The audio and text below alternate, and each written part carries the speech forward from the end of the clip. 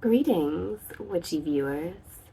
Spooky season is upon us, and in connection with the last video I did all about Odin and the Headless Horseman from the Legend of Sleepy Hollow, I wanted to sit down in front of the fire on this dark and stormy day to tell you a tale from the book that I found when doing research for that video.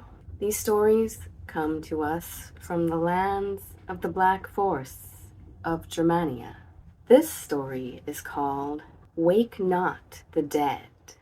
Wake not the dead, they bring but gloomy night, and cheerless desolation into day. For in the grave who mouldering lay, no more can feel the influence of light, or yield them to the sun's prolific might.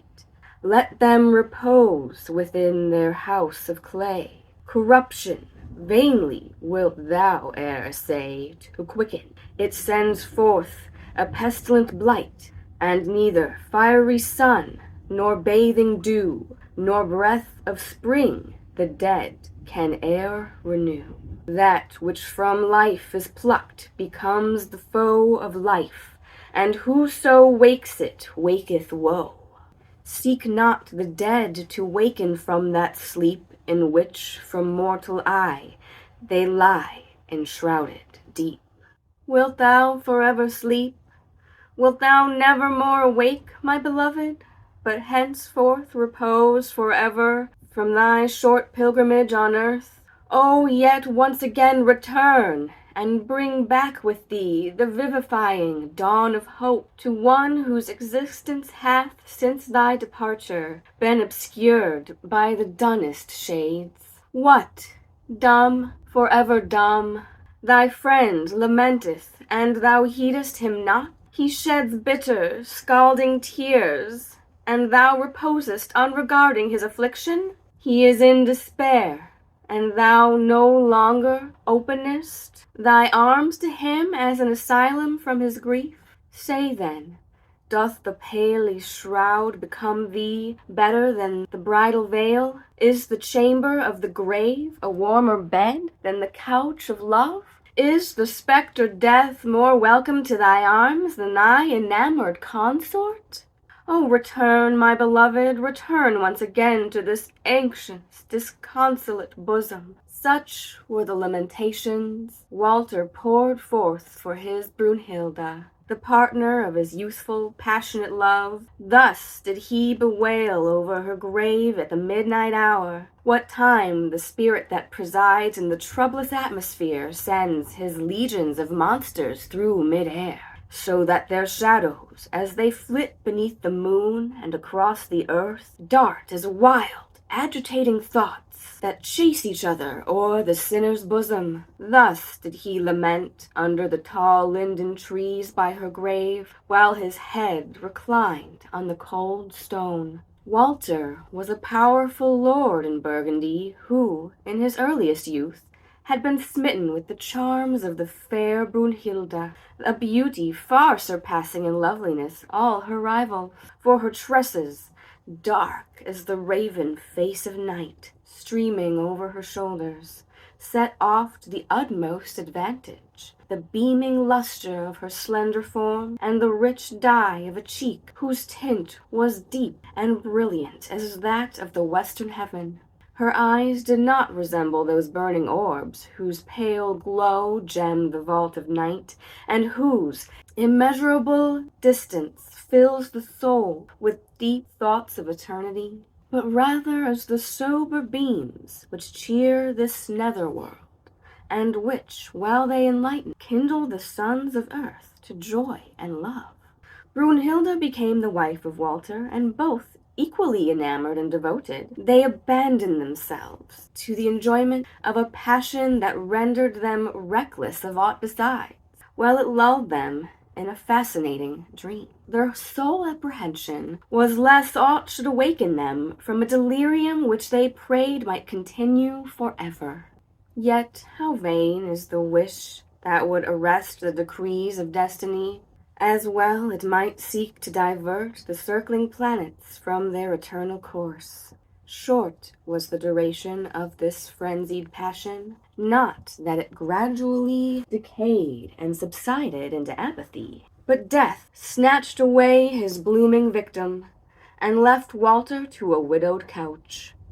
Impetuous, however, as was his first burst of grief, he was not inconsolable, for ere long another bride became the partner of the youth. Swanhilda also was beautiful, although nature had formed her charms on a very different model from those of Brunhilda. Her golden locks waved bright as the beams of morn.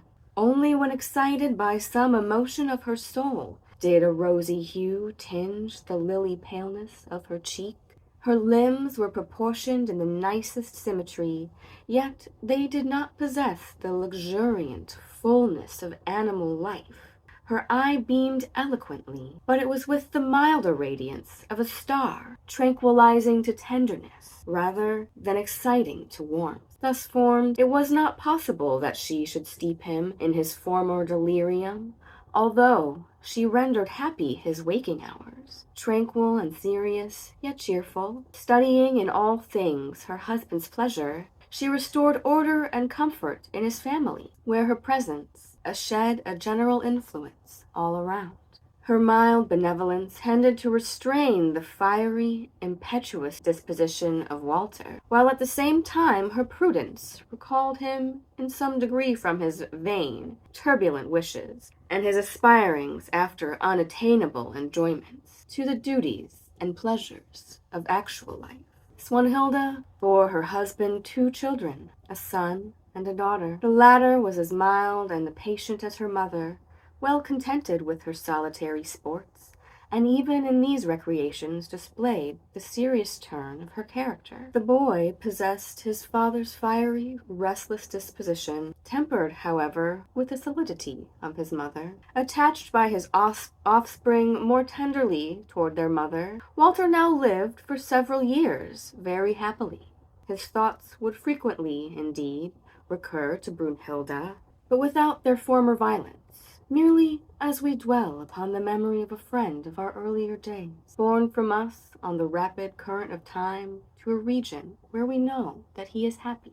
But clouds dissolve into air, flowers fade, the sand of the hourglass runs imperceptibly away, and even so do human feelings dissolve, fade, and pass away, and with them, too, human happiness. Walter's inconstant breast again sighed for the ecstatic dreams of those days which he had spent with his equally romantic, enamored Brunhilda. Again did she present herself to his ardent fancy in all the glow of her bridal charms, and he began to draw a parallel between past and the present. Nor did imagination, as is its wont, fail to array the former in her brightest hues, while it proportionably obscured the latter, so that he pictured to himself the one much more rich in enjoyment, and the other much less so than they really were.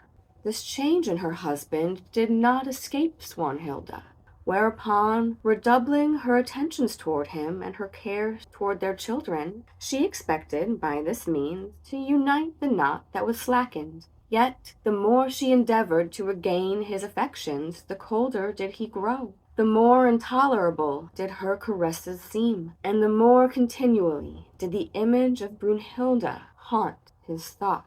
As evil can be plucked from the heart of man only ere its root has yet struck deep, its fangs being afterward too firm to be eradicated, so was Walter's diseased fancy too far affected to have its disorder stopped, for in a short time it completely tyrannized over him. Frequently of a night, instead of retiring to his consort's chamber, he repaired to Brunhilda's grave, where he murmured forth his discontent, saying, "Wilt thou sleep forever?" One night, as he was thus reclining on the turf, indulging in his wonted sorrow, a sorcerer from the neighboring mountains entered into this field of death for the purpose of gathering, for his mystic spells, such herbs as grow only from the earth wherein the dead repose.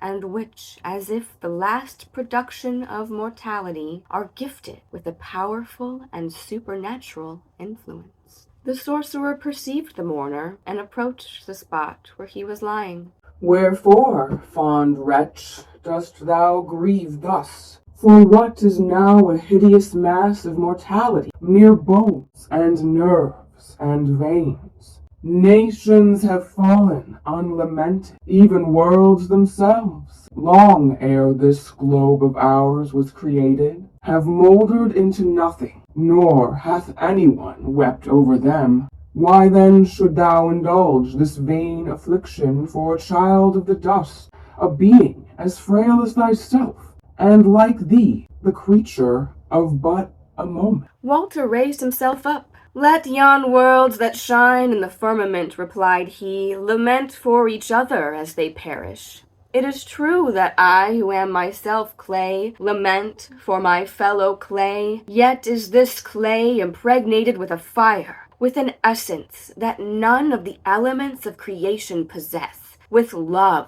and this divine passion I felt for her, who now sleepeth beneath this sod." Will thy complaints awaken her?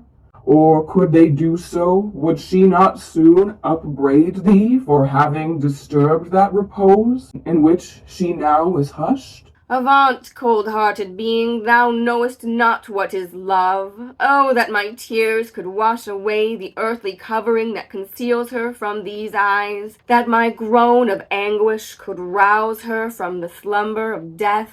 No, she would not again seek her earthly couch." Insensate thou art! And couldst thou endure to gaze without shuddering on one disgorged from the jaws of the grave? Art thou too thyself the same from whom she parted? Or hath time passed o'er thy brow, and left no traces there?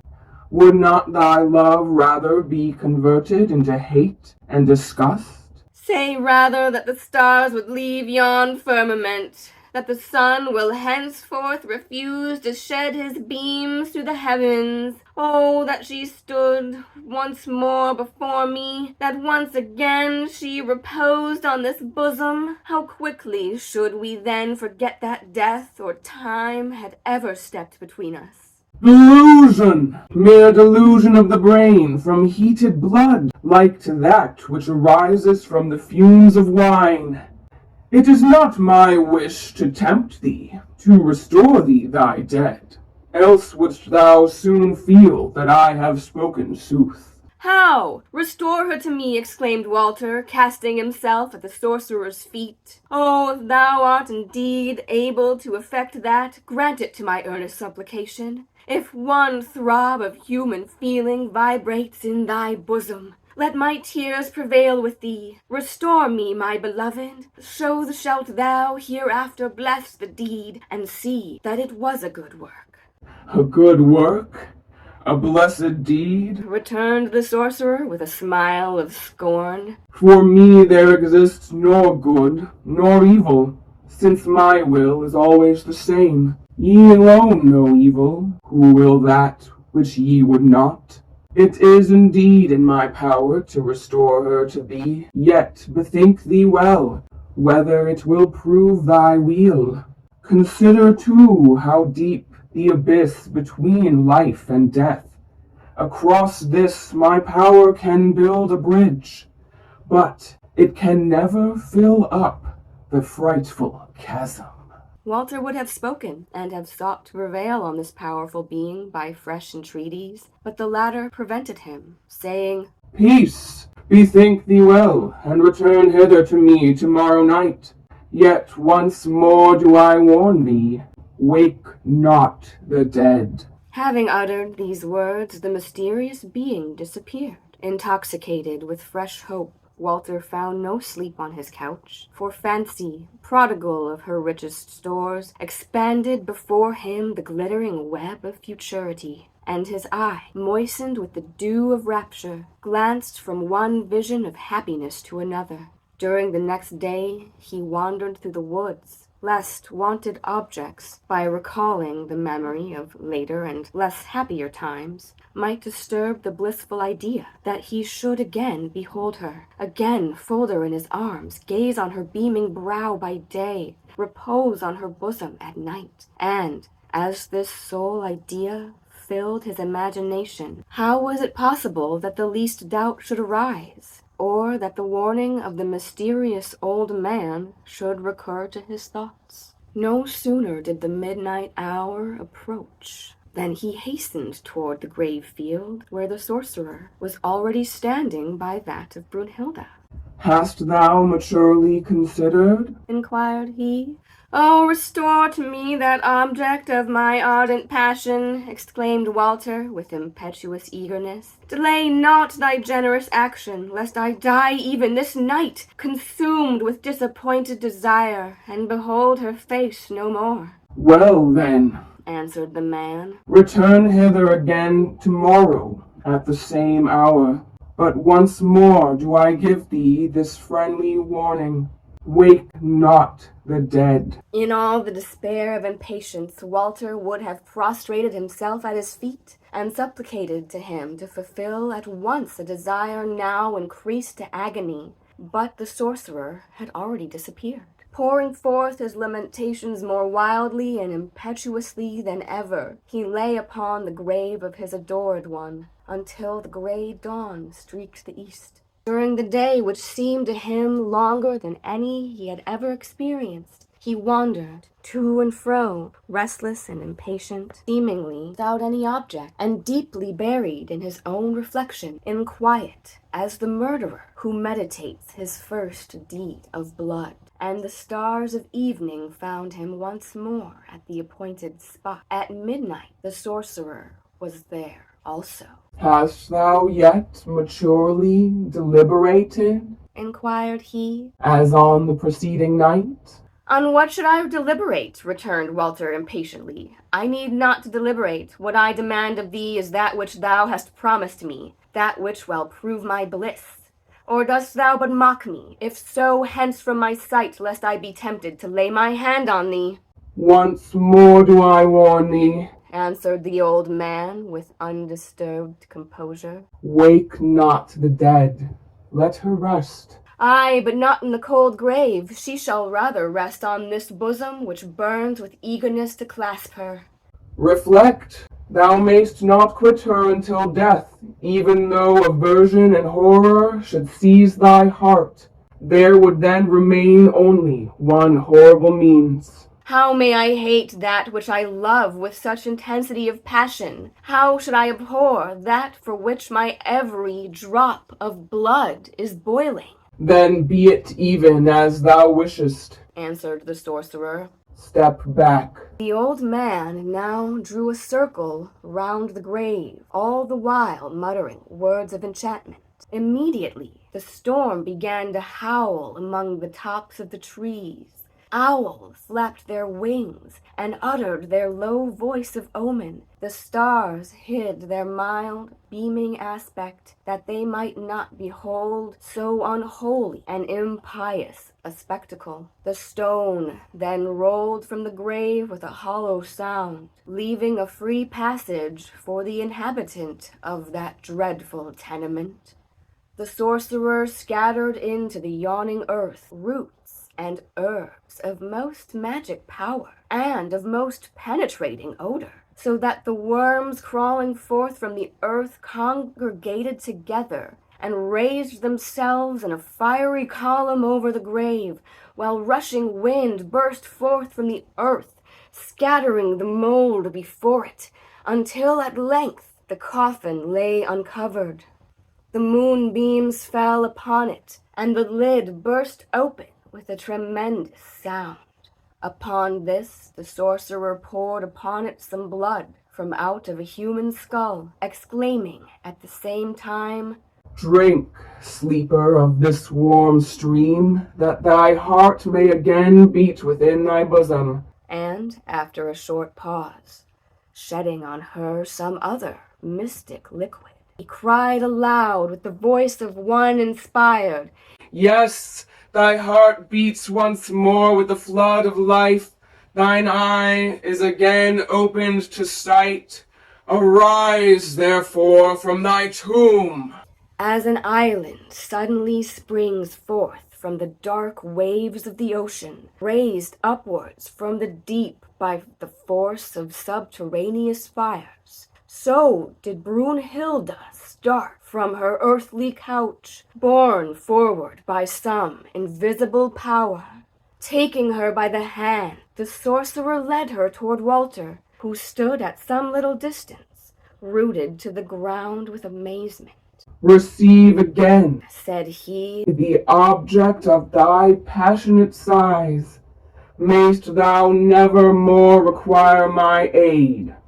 Should that, however, happen, so wilt thou find me, during the full of the moon, upon the mountains, in that spot and where the three roads meet. Instantly did Walter recognize in the form that once stood before him her whom he so ardently loved, and a sudden glow shot through his frame at finding her thus restored to him.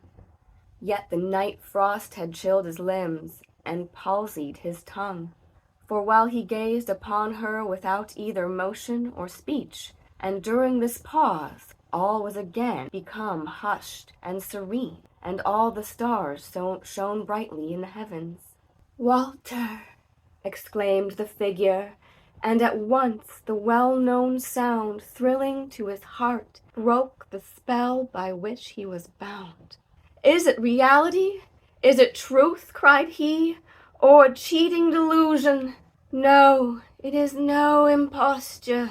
I am really living. Conduct me quickly to thy castle in the mountains." Walter looked around. The old man had disappeared, but he perceived close by his side a coal-black steed of fiery eye, ready equipped to conduct him thence, and on his back lay all proper attire for Brunhilde, who lost no time in arraying herself. This being done, she cried, "Haste, let us away ere the dawn breaks, for my eye is yet too weak to endure the light of day." Fully recovered from his stupor, Walter leaped into his saddle, and catching up with a mingled feeling of delight and awe, the beloved being thus mysteriously restored from the power of the grave, he spurred on across the wild, toward the mountains, as furiously as if pursued by the shadows of the dead, hastening to recover from them their sister. The castle to which Walter conducted his Brunhilde was situated on a rock, between other rocks rising up above it. Here they arrived unseen by any save one aged domestic, on whom Walter imposed secrecy by the severest threats. "Here will we tarry," said Brunhilde, "until I can endure the light, and until thou canst look upon me without trembling, as if struck with a cold chill." They accordingly continued to make that place their abode, yet no one knew that Brunhilde existed, save only that aged attendant who provided their meals. During 7 entire days they had no light except that of tapers. During the next 7, the light was admitted through the lofty casement only while the rising or setting sun faintly illumined the mountain tops, the valleys being still enveloped in shade. Seldom did Walter quit Brunhilde's side. A nameless spell seemed to attach him to her. Even the shudder which he felt in her presence, and which would not permit him to touch her, was not unmixed with pleasure, like that thrilling, awful emotion felt when strains of sacred music float under the vault of some temple. He rather sought, therefore, than avoided this feeling. Often, too, as he had indulged in calling to mind the beauties of Brunhilde, she had never appeared so fair, so fascinating, so admirable when depicted by his imagination, as when now beheld in reality. Never till now had her voice sounded with such tones of sweetness. Never before did her language possess such eloquence as it now did, when she conversed with him on the subject of the past. and this was the magic fairyland toward which her words constantly conducted him. Ever did she dwell upon the days of their first love, those hours of delight which they had participated together, when the one derived all enjoyment from the other, and so rapturous, so enchanting, so full of life did she recall to his imagination that blissful season, that he even doubted whether he had ever experienced with her so much felicity, or had been so truly happy. And while she thus vividly portrayed their hours of past delight, she delineated in still more glowing, more enchanting colors those hours of approaching bliss which now awaited them, richer in enjoyment than any preceding ones.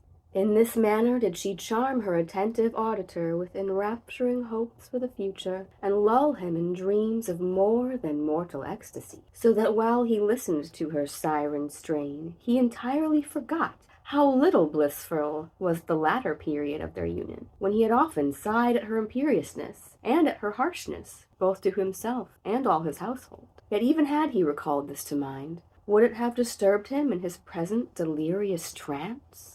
Had she not now left behind in the grave all the frailty of mortality? Was she not cheerful as the morning hour in spring, affectionate and mild as the last beams of an autumnal sun? Was not her whole being refined and purified by that long sleep in which neither passion nor sin had approached her, even in dreams? How different now was the subject of her discourse! Only when speaking of her affection for him did she betray anything of earthly feeling. At other times she uniformly dwelt upon themes relating to the invisible and future world, when, in descanting and declaring the mysteries of eternity, a stream of prophetic eloquence would burst from her lips. In this manner had twice 7 days elapsed, and for the first time Walter beheld the being now dearer to him than ever in the full light of day. Every trace of the grave had disappeared from her countenance. A roseate tinge, like the ruddy streaks of dawn, again beamed on her pallid cheek. The faint, moldering taint of the grave was changed into a delightful violet scent, the only sign of earth that never disappeared. He no longer felt either apprehension or awe as he gazed upon her in the sunny light of day. It was not until now that he seemed to have recovered her completely. Glowing with all his former passion toward her, he would have pressed her to his bosom, but she gently repulsed him, saying, "Not yet. Spare your caresses until the moon has again filled her horn." Spite of his impatience, Walter was obliged to await the lapse of another period of 7 days. On the night when the moon was arrived at the full, he hastened to Brunhilde, whom he found more lovely than she had ever appeared before. Fearing no obstacles to his transports, he embraced her with all the fervor of a deeply enamored and successful lover. Brunhilde, however, still refused to yield to his passion. "What!" exclaimed she, "is it fitting that I, who have been purified by death from the frailty of mortality, should become thy concubine, while a mere daughter of the earth bears the title of thy wife? Never shall it be. No, it must be within the walls of thy palace, within that chamber where I once reigned as queen, that thou obtainest the end of thy wishes, and of mine also," added she, imprinting a glowing kiss on his lips, and immediately disappeared. Heated with passion and determined to sacrifice everything to the accomplishment of his desires, Walter hastily quitted the apartment, and shortly after the castle itself. He traveled over mountain and cross heath with the rapidity of a storm, so that the turf was flung up by his horse's hoofs, nor once stopped until he arrived home. Here, however, neither the affectionate caresses of Swanhilda or those of his children could touch his heart, or induce him to restrain his furious desires. Alas! Is the impetuous torrent to be checked in its devastating course by the beauteous flowers over which it rushes, when they exclaim, "Destroyer, commiserate our helpless innocence and beauty, nor lay us waste"? The stream sweeps over them unregarding, and a single moment annihilates the pride of a whole summer. Shortly afterwards did Walter begin to hint to Swanhilda that they were ill-suited to each other, that he was anxious to taste that wild, tumultuous life so well according with the spirit of his sex, while she, on the contrary, was satisfied with the monotonous circle of household enjoyments; that he was eager for whatever promised novelty, while she felt most attached to what was familiarized to her by habit; and lastly, that her cold disposition, bordering upon indifference, but ill assorted with his ardent temperament. It was therefore more prudent that they should seek apart from each other that happiness which they could not find together. A sigh and a brief acquiescence in his wishes was all the reply that Swanhilda made, and on the following morning, upon his presenting her with a paper of separation, informing her that she was at liberty to return home to her father, she received it most submissively.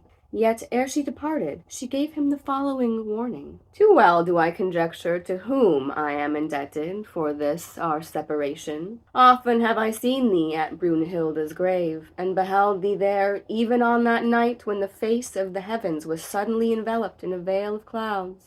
Hast thou rashly dared to tear aside the awful veil that separates the mortality that dreams from that which dreameth not? Oh, then woe to thee, thou wretched man, for thou hast attached to thyself that which will prove thy destruction. She ceased, nor did Walter attempt any reply, for the similar admonition uttered by the sorcerer flashed upon his mind, all obscured as it was by passion, just as the lightning glares momentarily from the gloom of night, without dispersing the obscurity. Swanhilda then departed, in order to pronounce to her children a bitter farewell, for they, according to the custom of his nation, belonged to the father, and, having bathed them in her tears, and consecrated them with the holy water of maternal love, she quitted her husband's residence, and departed to the home of her fathers.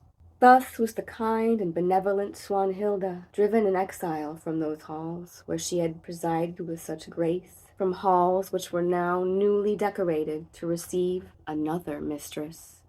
The day at length arrived on which Walter, for the second time, conducted Brunhilda home as a newly made bride, and he caused it to be reported among his domestics that his new consort had gained his affections by her extraordinary likeness to Brunhilda, their former mistress. How ineffably happy did he deem himself as he conducted his beloved once more into the chamber which had often witnessed their former joys, and which was now newly gilded and adorned in a most costly style. With what impatience did he await the hour that was to put him in possession of those beauties, for which he had already paid so high a price, but whose enjoyment was to cost him most dearly yet. Unfortunate Walter! Reveling in bliss, thou beholdest not the abyss that yawns beneath thy feet, intoxicated with the luscious perfume of the flower thou hast plucked. Thou little deemest how deadly is the venom with which it is fraught, although for a short season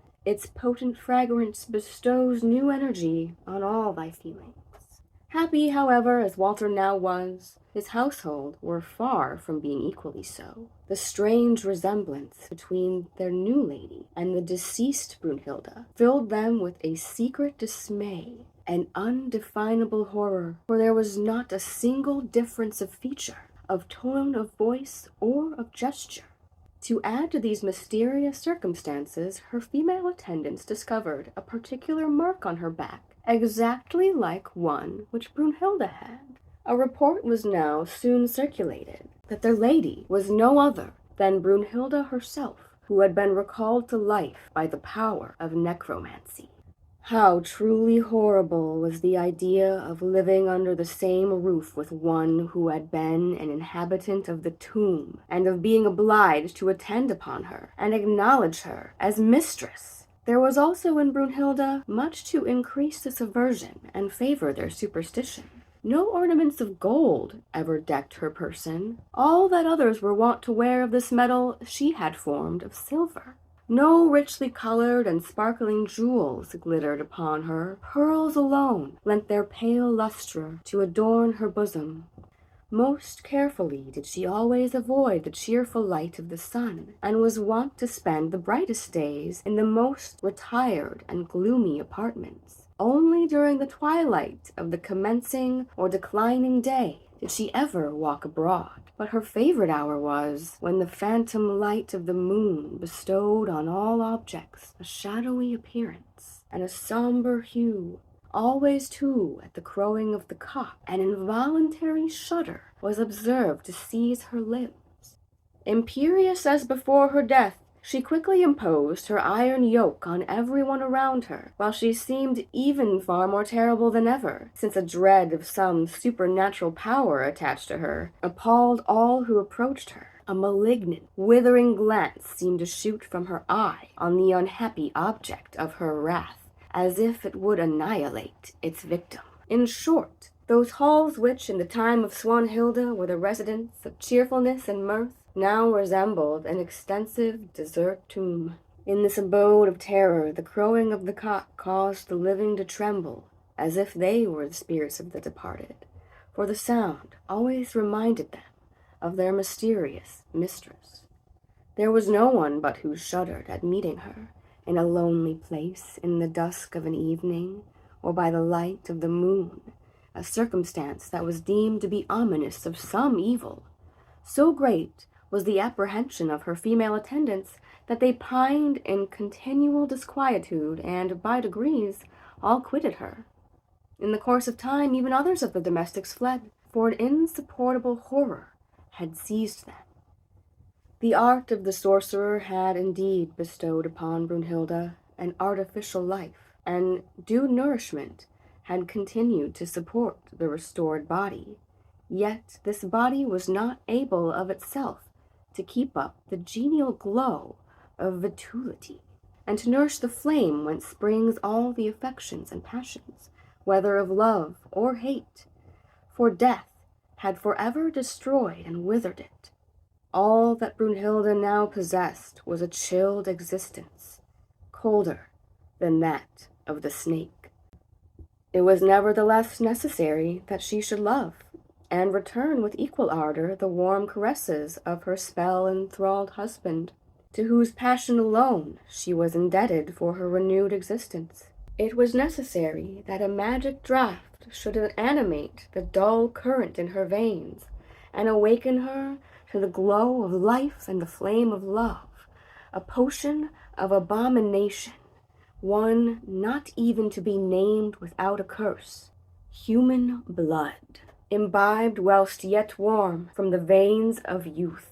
This was the hellish drink for which she thirsted, possessing no sympathy with the purer feelings of humanity, deriving no enjoyment from aught that interests in life and occupies its varied hours. Her existence was a mere blank, unless when in the arms of her paramour husband, and therefore was it that she craved incessantly after the horrible draught.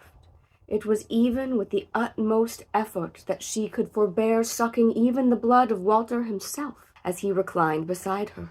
Whenever she beheld some innocent child whose lovely face denoted the exuberance of infantine health and vigor, she would entice it by soothing words and fond caresses into her most secret apartment, where, lulling it to sleep in her arms, she would suck from its bosom the warm, purple tide of life.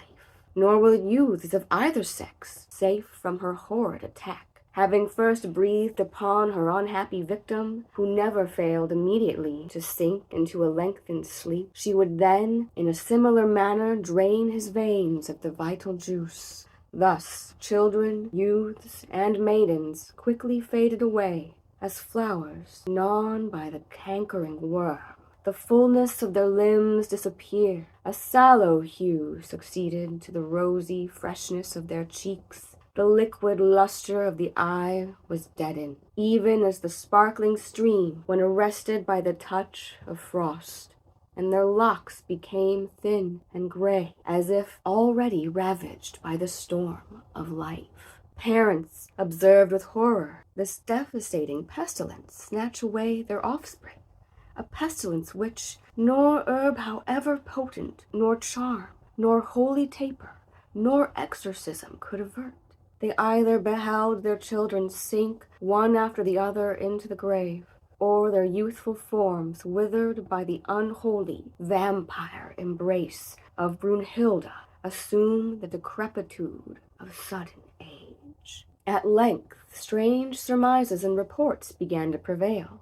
It was whispered that Brunhilde herself was the cause of all these horrors, although no one could pretend to tell in what manner she destroyed her victims, since no marks of violence were discernible. Yet when young children confessed that she had frequently lulled them asleep in her arms, and elder ones said that a sudden slumber had come upon them whenever she began to converse with them, suspicion became converted into certainty, and those whose offspring had hitherto escaped unharmed quitted their hearths and home, all their little possessions, the dwellings of their fathers and the inheritance of their children, in order to rescue from so horrible a fate those who were dearer to their simple affections than aught else the world could give. Thus did the castle daily assume a more desolate appearance. Daily did its environs become more deserted. None but a few aged, decrepit old women and gray-headed menials were to be seen remaining of the once numerous retinue. Walter alone noticed not, or heeded not, the desolation around him. He apprehended not death, lapped as he was in the glowing Elysium of love. Far more happy than formerly did he now seem in the possession of Brunhilde. All those caprices and frowns which had been wont to overcloud their former union had now entirely disappeared. She even seemed to dote on him with a warmth of passion that she had never exhibited even during the happy season of bridal love. For the flame of that youthful blood, of which she drained the veins of others, rioted in her own. At night, as soon as he closed his eyes, she would breathe on him until he sank into delicious dreams, from which he awoke only to experience more rapturous enjoyments. By day, she would continually discourse with him on the bliss experienced by happy spirits beyond the grave, assuring them that, as his affection had recalled her from the tomb, they were now irrevocably united.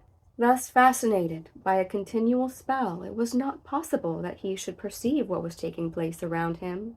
Brunhilde, however, foresaw with savage grief the source of her youthful ardor was daily decreasing, for in a short time there remained nothing gifted with youth, save Walter and his children, and these latter she resolved should be her next victim. On her first return to the castle, Brunhilde had felt an aversion toward the offspring of another, and therefore abandoned them entirely to the attendants appointed by Swanhilde. Now, however, she began to pay considerable attention to them. The aged nurses were filled with dread at perceiving these marks of regard from her toward their young charges, yet dared they not to oppose the will of their terrible and imperious mistress. Soon did Brunhilde gain the affection of the children, who were too unsuspecting of all guile to apprehend any danger from her. On the contrary, her caresses won them completely to her. Instead of ever checking their mirthful gambols, she would rather instruct them in new sports. Often, too, did she recite to them tales of such strange and wild interest as to exceed all the stories of their nurses. Were they wearied either with play or with listening to her narratives, she would take them on her knees and lull them to slumber. Then did visions of the most surpassing magnificence attend their dreams. So delightful did these dreams in short time become to the children that they longed for nothing so eagerly as to slumber on Brunhilde's lap, for never did they else enjoy such visions of heavenly forms. Thus were they most anxious for that which was to prove their destruction. Yet do we not all aspire after that which conducts us to the grave, after the enjoyment of life? These innocents stretched out their arms to approaching death, because it assumed the mask of pleasure. For while they were lapped in these ecstatic slumbers, Brunhilde sucked the life stream from their bosoms. On waking, indeed, they felt themselves faint and exhausted, yet did no pain or any mark betray the cause. Shortly, however, did their strength entirely fail. Even as the summer brook is gradually dried up, their sports became less and less noisy. Their loud, frolicsome laughter was converted into a faint smile. The full tones of their voices died away into a mere whisper. Their attendants were filled with horror and despair. Too well did they conjecture the dreadful truth, yet dared not to import their suspicions to Walter, who was so devotedly attached to his horrible partner. Death had already smote his prey. The children were but the mere shadows of their former selves, and even this shadow quickly disappeared. The anguished father deeply bemoaned their loss, for, notwithstanding his apparent neglect, he was strongly attached to them, nor until he had experienced their loss was he aware that his love was so great. His affliction could not fail to excite the displeasure of Brunhilde. "Why dost thou lament so fondly," said she, "for those little ones? What satisfaction could such unformed beings yield to thee, unless thou were still attached to their mother? Thy heart, then, is still hers? Or dost thou now regret her and them, because thou art satiated with my fondness, and weary of my endearments? Had these young ones grown up, would they not have attached thee, thy spirit, and thy affections more closely to this earth of clay, to this dust, and have alienated thee from that sphere to which I, who have already passed the grave, endeavor to raise thee? Say, is thy spirit so lumpish, or thy love so weak, or thy faith so hollow, that the hope of being mine forever is unable to touch thee?" Thus did Brunhilde express her indignation at her consort's grief, and forbade him her presence. The fear of offending her beyond forgiveness and his anxiety to appease her soon dried up his tears, and he again abandoned himself to his fatal passion until approaching destruction at length awakened him from his delusion. Neither maiden nor youth was any longer to be seen, either within the dreary walls of the castle or the adjoining territory. All had disappeared, for those whom the grave had not swallowed up had fled from the region of death. Who, therefore, now remained to quench the horrible thirst of the female vampire, save Walter himself? And his death she dared to contemplate unmoved, for that divine sentiment that unites two beings in one joy and one sorrow was unknown to her bosom. Was he in his tomb, so was she free to search out other victims and glut herself with destruction, until she herself should, at the last day, be consumed with the earth itself. Such is the fatal law to which the dead are subject when awoke by the arts of necromancy from the sleep of the grave. She now began to fix her bloodthirsty lips on Walter's breast, when cast into a profound sleep by the odor of her violet breath. He reclined beside her, quite unconscious of his impending fate. Yet soon did his vital powers begin to decay, and many a gray hair peeped through his raven locks. With his strength, his passion also declined, and he now frequently left her in order to pass the whole day in sports of the chase, hoping thereby to regain his wonted vigor. As he was reposing one day in a wood beneath the shade of an oak, he perceived on the summit of a tree a bird of strange appearance, and quite unknown to him. But before he could take aim at it with his bow, it flew away into the clouds, at the same time letting fall a rose-colored root, which dropped at Walter's feet, who immediately took it up. And although he was well acquainted with almost every plant, he could not remember to have seen any at all resembling this. Its delightfully odoriferous scent induced him to try its flavor, but 10 times more bitter than wormwood. It was even as gall in his mouth, upon which, impatient of the disappointment, he flung it away with violence. Had he, however, been aware of its miraculous quality, and that it acted as a counter-charm against the opiate perfume of Brunhilde's breath, he would have blessed in spite of its bitterness. Thus do mortals often blindly cast away in displeasure the unsavory remedy that would otherwise work their weal. When Walter returned home in the evening, and laid him down to repose as usual by Brunhilde's side, the magic power of her breath produced no effect upon him, and for the first time during many months did he close his eyes in a natural slumber. Yet hardly had he fallen asleep ere a pungent, smarting pain disturbed him from his dreams, and, opening his eyes, he discerned, by the gloomy rays of a lamp that glimmered in the apartment, what for some moments transfixed him, quite aghast, for it was Brunhilde, drawing with her lips the warm blood from his bosom. The wild cry of horror which at length escaped him terrified Brunhilde, whose mouth was besmeared with the warm blood. "Monster!" exclaimed he, springing from the couch, "is it thus that you love me?"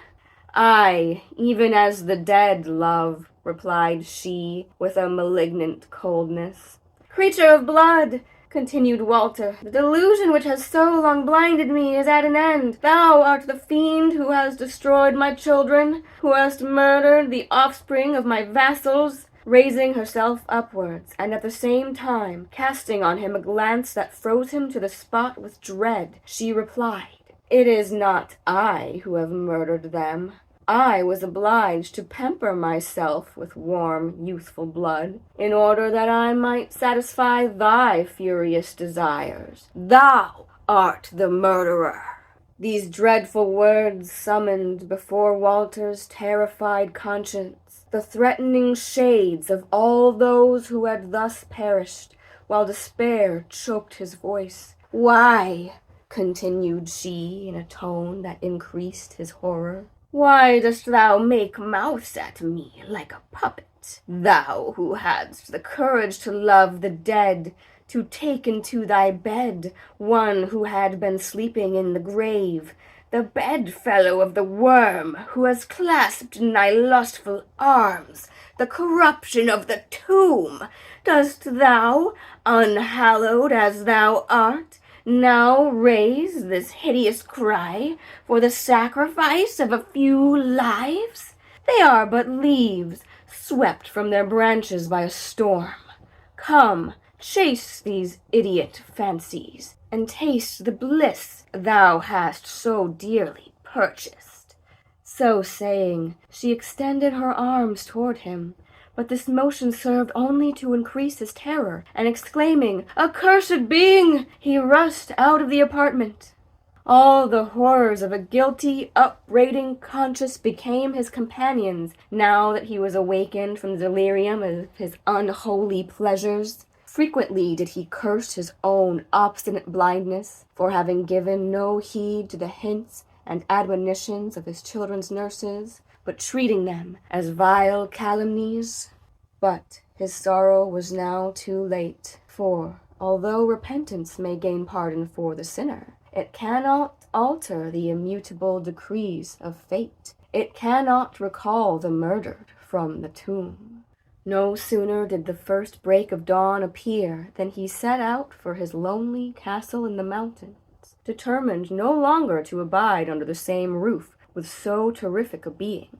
Yet vain was his flight, for on waking the following morning he perceived himself in Brunhilde's arms, and quite entangled in her long, raven tresses, which seemed to involve him and bind him in the fetters of his fate. The powerful fascination of her breath held him still more captivated, so that forgetting all that had passed, he returned her caresses until, awakening as if from a dream, he recoiled in unmixed horror from her embrace. During the day he wandered through the solitary wilds of the mountains, as a culprit seeking asylum from his pursuers, and at night retired to the shelter of a cave, fearing less to couch himself within such a dreary place than to expose himself to the horror of again meeting Brunhilde. But alas, it was in vain that he endeavored to flee her. Again, when he awoke, he found her the partner of his miserable bed. Nay, had he sought the center of the earth as his hiding place, had he even embedded himself beneath rocks, or formed his chamber in the recesses of the ocean, still had he found her his constant companion, for, by calling her again into existence, he had rendered himself inseparably hers, so fatal were the links that united them. Struggling with the madness that was beginning to seize him, and brooding incessantly on the ghastly visions that presented themselves to his horror-stricken mind, he lay motionless in the gloomiest recesses of the woods, even from the rise of sun till the shades of eve. But no sooner was the light of day extinguished in the west, and the woods buried in impenetrable darkness, than the apprehension of resigning himself to sleep drove him forth among the open mountains. The storm played wildly with the fantastic clouds and with the rattling leaves as they were caught up into the air, as if some dread spirit was sporting with these images of transitoriness and decay. It roared among the summits of the oaks as if uttering a voice of fury, while its hollow sound, rebounding among the distant hills, seemed as the moans of a departing sinner, or as the faint cry of some wretch expiring under the murderer's hand. The owl, too, uttered its ghastly cry, as if foreboding the wreck of nature. Walter's hair flew discordantly in the wind, like black snakes wreathing around his temples and shoulders, while each sense was awake to catch fresh horror. In the clouds he seemed to behold the forms of the murdered, in the howling wind to hear their laments and groans. In the chilling blast itself he felt the dire kiss of Brunhilde. In the cry of the screeching bird he heard her voice. In the moldering leaves he scented the charnel bed out of which he had awakened her. "Murderer of thy own offspring!" exclaimed he in a voice-making night, and the conflict of the element still more hideous. "Paramour of a blood-thirsty vampire, reveler with the corruption of the tomb!" While in his despair he rent the wild locks from his head. Just then the full moon darted from beneath the bursting cloud, and the sight recalled to his remembrance the advice of the sorcerer, when he trembled at the first apparition of Brunhilde rising from her sleep of death, namely, to seek him at the season of the full moon in the mountains where three roads met. Scarcely had this gleam of hope broke in on his bewildered mind than he flew to the appointed spot.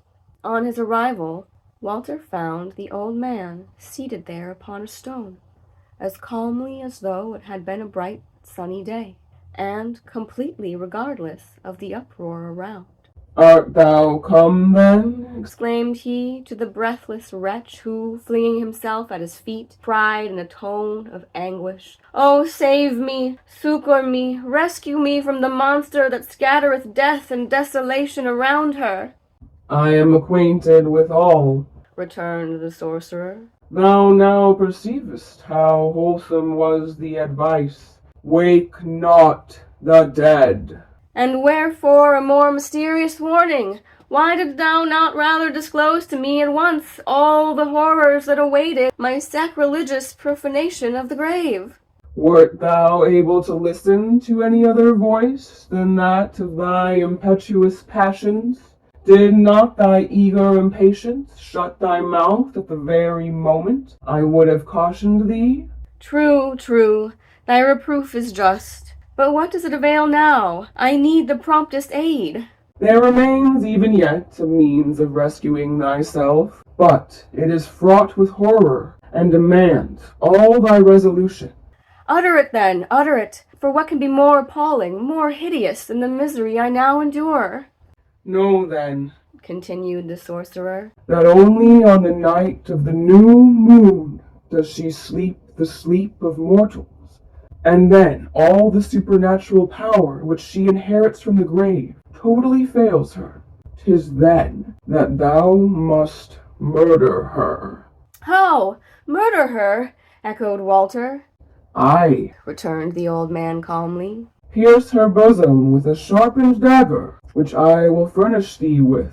At the same time renounce her memory forever, swearing never to think of her intentionally, and that if thou dost involuntarily, thou wilt repeat the curse. Most horrible, yet what can be more horrible than she herself is? I'll do it. Keep then this resolution until the next new moon.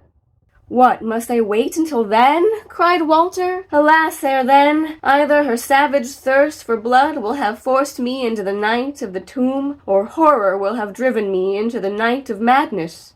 Nay, replied the sorcerer, that I can prevent. And so saying, he conducted him to a cavern further among the mountains. Abide here twice 7 days, said he. So long can I protect thee against her deadly caresses. Here wilt thou find all due provision for thy wants, but take heed that nothing tempt thee to quit this place. Farewell. When the moon renews itself, then do I repair hither again. So saying, the sorcerer drew a magic circle around the cave, and then immediately disappeared.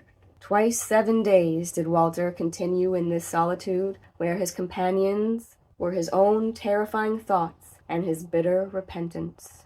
The present was all desolate and dread.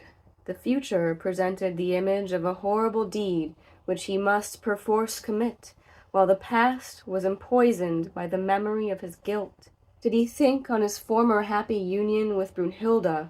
Her horrible image presented itself to his imagination, with her lips defiled with dropping blood.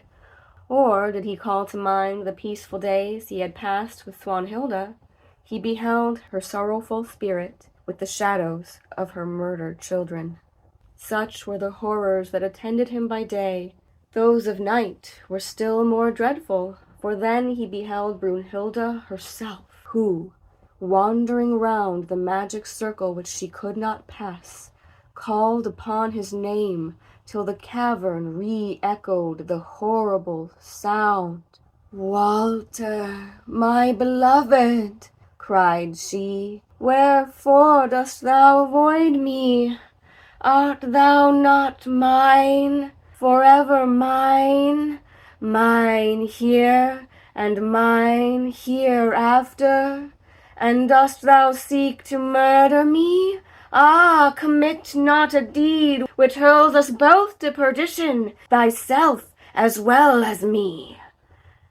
In this manner did the horrible visitant torment him each night, and, even when she departed, robbed him of all repose.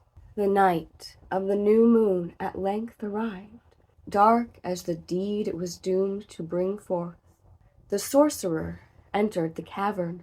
"Come," said he to Walter, "let us depart hence. The hour is now arrived." And he forthwith conducted him in silence from the grave to a coal-black steed, the sight of which recalled to Walter's remembrance the fatal night. He then related to the old man Brunhilde's nocturnal visits, and anxiously inquired whether her apprehensions of eternal perdition would be fulfilled or not. "Mortal eye," exclaimed the sorcerer, "may not pierce the dark secrets of another world, or penetrate the deep abyss that separates earth from heavens." Walter hesitated to mount the steed. "Be resolute," exclaimed his companion. "but this once is it granted to thee to make the trial, and should thou fail now, naught can rescue thee from her power." What can be more horrible than she herself? I am determined. And he leapt on the horse, the sorcerer mounting also behind him. Carried with a rapidity equal to that of the storm that sweeps across the plain, they in brief space arrived at Walter's castle. All the doors flew open at the bidding of his companion, and they speedily reached Brunhilde's chamber and stood beside her couch. Reclining in a tranquil slumber, she reposed in all her native loveliness. Every trace of horror had disappeared from her countenance. She looked so pure, meek, and innocent that all the sweet hours of their endearments rushed to Walter's memory like interceding angels pleading in her behalf. His unnerved hand could not take the dagger which the sorcerer presented to him. "The blow must be struck, even now," said the latter. "Shouldst thou delay but an hour, she will lie at daybreak on thy bosom, sucking the warm life-drops from thy heart." "Horrible, most horrible," faltered the trembling Walter, and turning away his face, he thrust the dagger into her bosom, exclaiming, "I curse thee forever!" And the cold blood gushed upon his hand. Opening her eyes once more, she cast a look of ghastly horror on her husband, and in a hollow, dying accent said, "Thou too art doomed to perdition." "Lay now thy hand upon her corpse," said the sorcerer, "and swear the oath." Walter did as commanded, saying, "Never will I think of her with love, never recall her to mind intentionally, and should her image recur to my mind involuntarily, so will I exclaim to it, Be thou accursed." "Thou hast now done everything," returned the sorcerer. "Restore her therefore to the earth, from which thou so foolishly recalled her, and be sure to recollect thy oath, for should thou forget it but once, she would return, and thou wouldst be inevitably lost. Adieu, we see each other no more." Having uttered these words, he quitted the apartment, and Walter also fled from this abode of horror, having first given directions that the corpse should be speedily interred.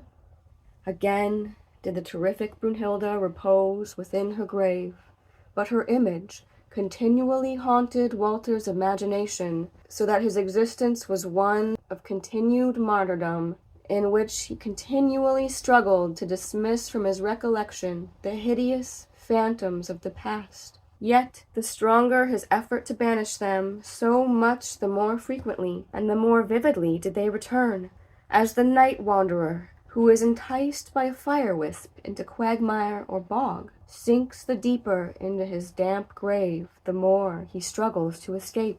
His imagination seemed incapable of admitting any other image than that of Brunhilde.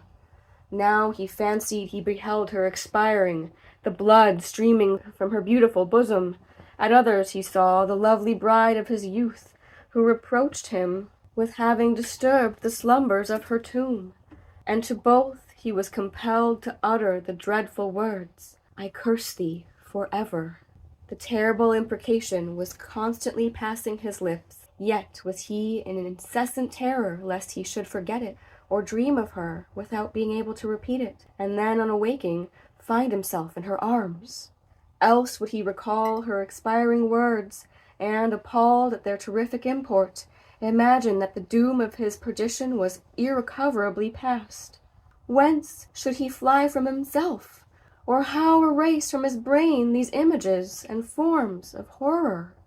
In the din of combat, in the tumult of war and its incessant pour of victory to defeat, in these he hoped to find at least the relief of distraction, but here too he was disappointed. The giant fang of apprehension now seized him who had never before known fear. Each drop of blood that sprayed upon him seemed the cold blood that had gushed from Brunhilde's wound. Each dying wretch that fell beside him looked like her when expiring. She exclaimed, "Thou too art doomed to perdition," so that the aspect of death seemed more full of dread to him than aught beside, and this unconquerable terror compelled him to abandon the battlefield. At length, after many a weary and fruitless wandering, he returned to his castle. Here All was deserted and silent, as if the sword or a still more deadly pestilence had laid everything waste. For the few inhabitants that still remained, and even those servants who had once shown themselves the most attached, now fled from him, as though he had been branded with the mark of Cain. With horror he perceived that, by uniting himself as he had done with the dead, he had cut himself off from the living, who refused to hold any intercourse with him. Often, when he stood on the battlements of his castle and looked down upon desolate fields, he compared their present solitude with the lively activity they were wont to exhibit under the strict but benevolent discipline of Swanhilda. He now felt that she alone could reconcile him to life, but durst he hope that one whom he had so deeply aggrieved could pardon him and receive him again? Impatience at length got the better of fear. He sought Swanhilda, and with the deepest contrition acknowledged his complicated guilt. Embracing her knees, he beseeched her to pardon him and to return to his desolate castle in order that it might again become the abode of contentment and peace. The pale form which she beheld at her feet, the shadow of the lately blooming youth, touched Swanhilda. "Thy folly," she said gently, "though it has caused me much sorrow, has never excited my resentment or my anger. But say, where are my children?" To this dreadful interrogation the agonized father could for a while frame no reply. At length he was obliged to confess the dreadful truth. "Then we are sundered forever," returned Swanhilda, nor could all his tears or supplications prevail upon her to revoke the sentence she had given. Stripped of his last earthly hope, bereft of his last consolation, and thereby rendered as poor as mortal can possibly be on this side of the grave, Walter returned homewards. As he was riding through the forest in the neighborhood of his castle, absorbed in his gloomy meditations, the sudden sound of a horn roused him from his reverie. Shortly after he saw appear a female figure clad in black and mounted on a steed of the same color. Her attire was like that of a huntress, but instead of a falcon she bore a raven on her hand, and she was attended by a gay troop of cavaliers and dames.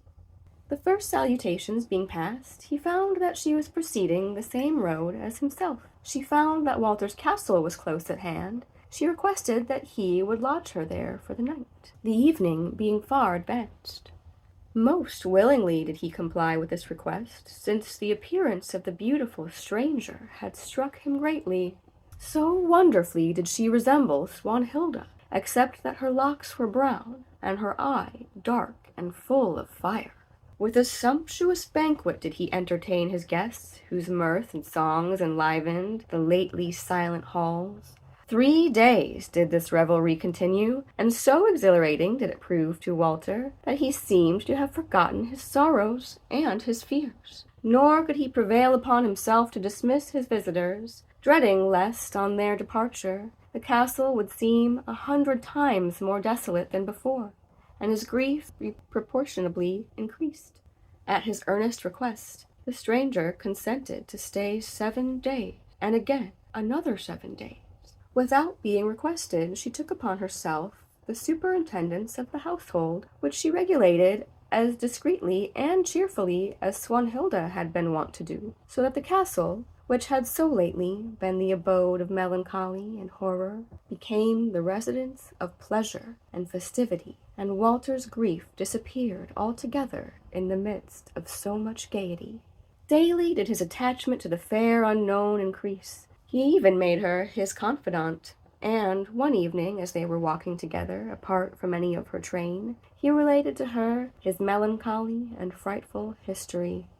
"My dear friend," returned she, as soon as he had finished his tale, "it ill becomes a man of thy discretion to afflict thyself on account of all this. Thou hast awakened the dead from the sleep of the grave, and afterwards found, what might have been anticipated, that the dead possess no sympathy with life. What then? Thou wilt not commit this error a second time.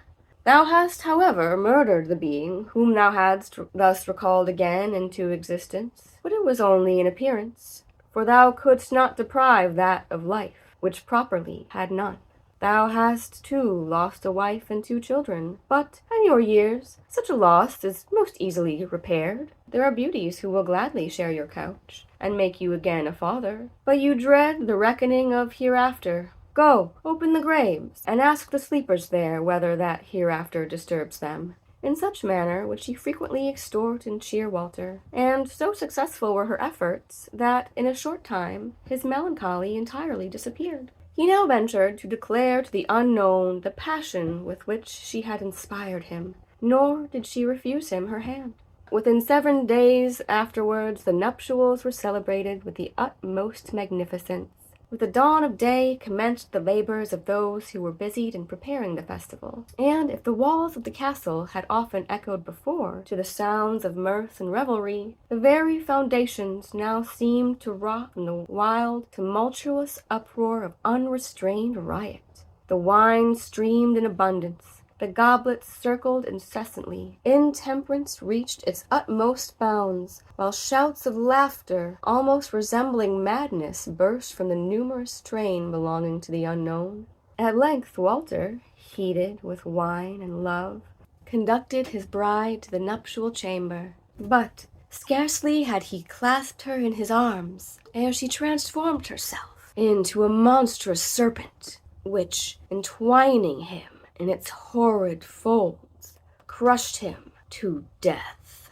Flames crackled on every side of the apartment. In a few minutes after, the whole castle was enveloped in a blaze that consumed it entirely. As the walls fell in with a horrid crash, a voice exclaimed aloud, "Wake not the dead."